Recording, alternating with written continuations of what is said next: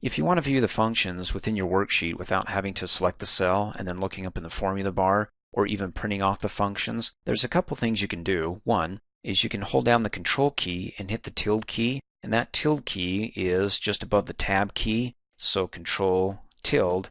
Let's go ahead and scroll over, and there you go. And then now you can go ahead and view the function here. Of course, you still have to select the cell because the cell is only yay big to be able to look up in the formula bar and see the remainder of the function, or better yet, hover in between the two column headers until you can see arrows pointing in opposite directions.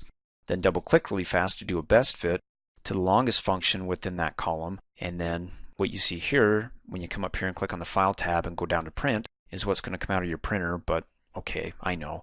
I've got blank columns here, so it's not all printing on the same page, but we can worry about fixing that later. Let's go ahead and go to page 3. And there you go. Let me come over here and click on the Zoom In button. And everything I can see there, because I have this set up to fit the longest function within the column. Let's go ahead and go back. And let's do Control tilde so we can collapse it now. That's one way. The other way, let me go ahead and select the cell here that has the function. You can see up here in the formula bar is to go ahead and double click within it and click at the beginning of the function and add an apostrophe. It's just hitting the key to the left of the Enter key on the keyboard and then hit Enter. And notice that the apostrophe disappears, but when you select the cell up in the formula bar, it's there. This way I can control, instead of all or nothing, the entire worksheet by Control tilde and reveals all the functions. This one just reveals one at a time, whatever function I want revealed. Just come up here and add the apostrophe and hit Enter.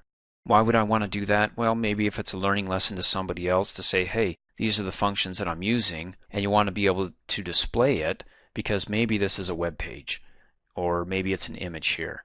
And if it's an image, nobody can play inside an image, right? So you can go ahead and maybe even copy this and paste it over to the right-hand side and then just leave these alone and display the function there. And of course, you're not going to see the value here until you get rid of that apostrophe. So let's come up here in the formula bar, backspace, and we're back to where we started.